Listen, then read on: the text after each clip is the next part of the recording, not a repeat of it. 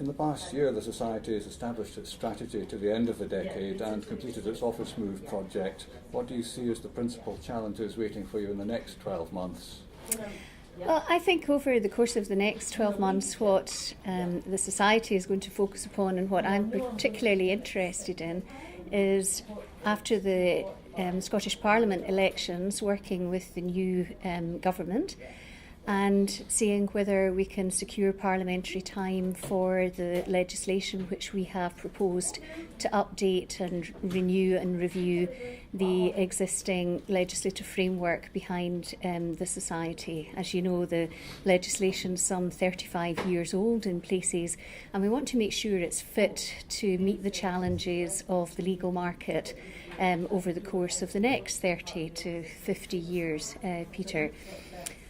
For myself personally, I'm very interested in the response that there's been to our Access to Justice campaign around defending legal aid, and the very positive response that we've had to date from a number of MSPs that have been contacted.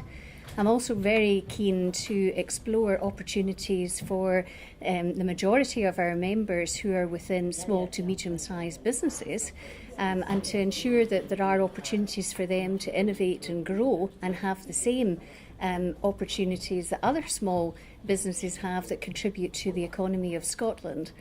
And finally, I'm also very keen to see law become a relevant subject within our school system, so that young people around the sort of 15, 16 year age understand better what the law can do for them and how indeed the law interacts with their life. And that might take a number of forms, building on our successful street law programme. What have you learned about the profession in your time as Vice President?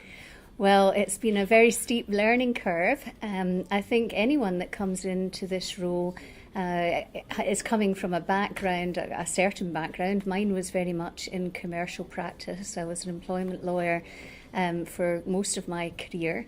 And I think in the last year I've probably learned more about the law than I have done since I left university many years ago. I've very much enjoyed being out and about, meeting with our members firsthand, both here in Scotland and also in London in particular, but Brussels and indeed in Sydney earlier last month when I was over to visit my son. And I think from them I've heard very much about some of the difficulties and challenges that are faced in running small businesses, particularly on the high street, but also it's been interesting to hear about new areas of law that are being developed, responding to the challenges that there are with new areas of law, but carving out niches. For example, I met a firm in Wick recently who've become very expert in the area of insolvency and are working right across the United Kingdom in that area from premises in Wick. And I think that's been very heartening to see that there are opportunities right across the country, regardless of your geographical location. And we want to be able to help our members seize these opportunities going forward. These are generally said to be still quite tough times for the profession in a competitive market. Do you believe it is as optimistic as the 63% figure in the Ipsos Mori survey suggested? Well, I think it depends who you ask that question too. I think that certainly within criminal legal aid and civil legal aid, where there's been a lot of focus in relation to the challenges around fair and appropriate rates of pay, there are very significant challenges in recruiting young people to come and train within those areas.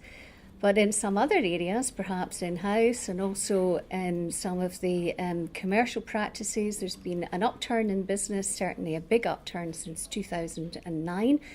There's a reasonable degree of uncertainty given the referendum on the EU that's coming in June. I think that has led, or so I've heard anyway, to a little bit of a slowdown over the course of the last 4 to 6 weeks, but hopefully we'll have some certainty on that, or we will have some certainty on that, obviously, come June. But I think when you talk to members across the country, there is certainly a growing optimism as opposed to what the situation was at the start of 2010 in particular, which was a particularly bad year for the profession.